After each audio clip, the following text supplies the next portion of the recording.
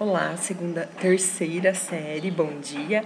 Na nossa primeira aula de hoje, vamos resolver os exercícios sobre calorimetria, que é o conteúdo que nós iniciamos na quarta-feira da semana passada. Então, a calorimetria é o estudo do calor, né? Lembrando que calor é energia em trânsito, ela sempre passa do corpo de maior temperatura para o de menor, né? O calor sempre flui do mais quente para o mais frio, nunca do mais frio para o mais quente. E nós vimos lá também que existe o calor sensível e o calor latente. O calor sensível é aquele que causa variações de temperatura num corpo. E o calor latente é aquele que causa mudanças de fase, tá?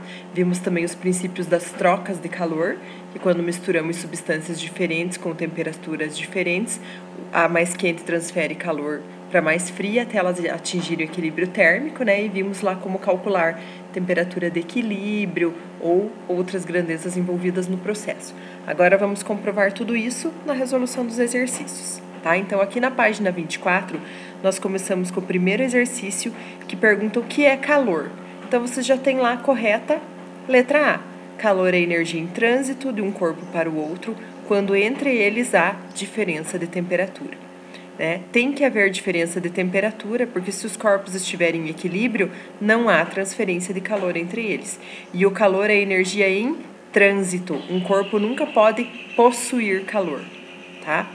Aí a letra B, medida em graus Celsius? Não, porque calor é energia é medida em joules. É uma forma de energia que não existe nos corpos frios, existe, mas em menor quantidade, né? Quanto maior a temperatura, maior a quantidade de energia térmica do corpo. É uma forma de energia que se atribui aos corpos quentes? Não, a todos os tipos de corpo, né? E é a mesma coisa que temperatura? Não, calor é energia em trânsito, temperatura é o grau médio da agitação das partículas, tá? Agora, no nosso exercício 2, eles estão falando que se ocorre troca de calor entre dois corpos, o que eles têm de diferente? Suas temperaturas, tá, gente? Porque os corpos podem ter massas iguais ou diferentes. Eles podem ser feitos do mesmo material ou não. Eles podem ter o mesmo tamanho ou não. Não importa. Se as temperaturas forem iguais, não haverá transferência de energia térmica. Então, obrigatoriamente, eles têm que ter suas temperaturas diferentes. Aí, o que tem temperatura mais alta transfere energia térmica na forma de calor pro mais frio, tá? Então, a alternativa correta, a letra D. No exercício 3, nós temos lá que um aluno na aula de física declarou a seguinte frase a respeito de um pedaço de ferro quente colocado num recipiente com água fria. Ele diz que o ferro é quente porque contém muito calor, e a água é mais fria que o ferro porque contém menos calor que ele. Quando os dois ficam juntos, parte do calor contido no ferro passa para a água, até que eles fiquem com o mesmo nível de calor.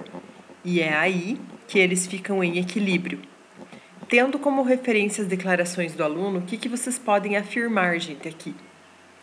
Então, primeiro, ele estava quase correto, né? Mas ele não poderia ter usado a palavra calor, dizer que o ferro tem mais calor que a água. O ferro está com uma temperatura mais alta que a da água, isso seria correto dizer, né? Aí ele transfere calor para a água que está com temperatura mais baixa, até que os dois atingem a mesma temperatura, ficando em equilíbrio térmico. Isso sim seria fisicamente correto afirmar.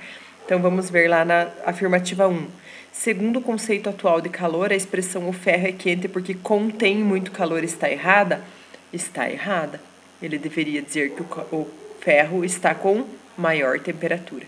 Tá? Então, a afirmativa 1 é certa. A 2. Em vez de declarar parte do calor contido no corpo passa para a água, ele deveria dizer que existe uma transferência de temperatura entre eles? Não, é transferência de calor mesmo. Mas o errado é dizer que parte do calor contido no ferro passa para a água, né? Porque o calor não pode ficar contido no ferro.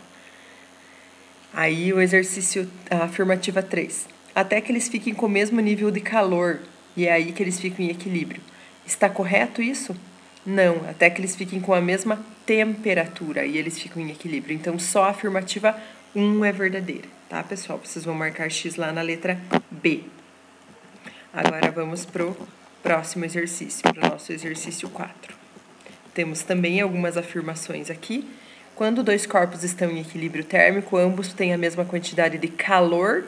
Não, ambos têm a mesma temperatura. Afirmativa 2. Quando dois corpos estão em equilíbrio térmico, ambos possuem a mesma temperatura, aí sim, essa está correta. Calor é transferência de temperatura de um corpo para o outro? Não, calor é transferência de energia de um corpo para o outro. E a 4, calor é forma de energia em trânsito? Verdadeiro. Então, afirmativas 2 e 4 são corretas, tá? Vocês vão marcar X na letra D. Agora vamos lá para o exercício 5. Fogo é fundamental. Óculos de grau ou escuros servem para acender fogueiras, importantíssimas para a noite quando a temperatura cai dramaticamente. Durante o dia, a temperatura no deserto é muito elevada e durante a noite sofre uma grande redução. Isso pode ser explicado pelo o que da areia? Então, gente, é pelo calor específico da areia, tá? Ela tem um pequeno calor específico, letra A. O que significa ter um pequeno calor específico? Significa que ela precisa de pouco calor para fazer variar a sua temperatura.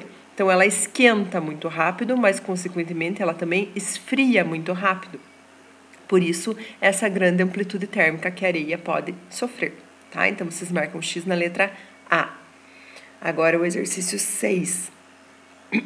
Dois blocos metálicos de materiais diferentes e inicialmente a mesma temperatura são aquecidos, absorvem a mesma quantidade de calor e atingem uma mesma temperatura final sem ocorrer mudança de fase. Baseado nessa informação, podemos afirmar que eles possuem a mesma capacidade térmica, tá, gente? Letra D. Por que eu não vou dizer que é o mesmo calor específico? Porque para ter o mesmo calor específico, eles tinham que ser feitos do mesmo material, tá? Calor específico é a qualidade intrínseca de substância. Já a capacidade térmica é quando analisamos não do que o corpo é feito, mas as dimensões, o tamanho dele. Então, ali a gente está analisando o bloco como um todo. Então, é a capacidade térmica dele que a gente tem que levar em consideração, tá? Então, letra D. E agora o exercício 7, nós temos um textinho aqui que vai servir para resolver as questões 7 e 8. Então, eles estão falando sobre a panela de pressão, que permite que os alimentos sejam cozidos mais rapidamente do que nas panelas convencionais.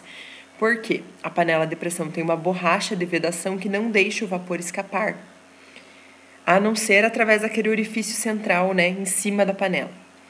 Quando em uso, desenvolve-se uma pressão elevada no seu interior. Para sua operação segura, é necessário observar a limpeza do orifício central e a existência de uma válvula de segurança normalmente situada na tampa. Então, ali vocês têm o esquema da panela de pressão e o diagrama de fases ali do lado. Então, o que a gente pode perceber aqui, gente, na panela de pressão? Por que ela cozinha os alimentos mais rapidamente? Porque a gente sabe que para a água, quando há um aumento de pressão, há um aumento na temperatura de ebulição. Então, a água não vai ferver a 100 graus Celsius. Ela vai ferver, digamos, 120, sei lá, mais de 100 graus Celsius. Então, o que acontece? Quando a água está em ebulição, até que ela evapore por completo, ela não sai da temperatura de ebulição.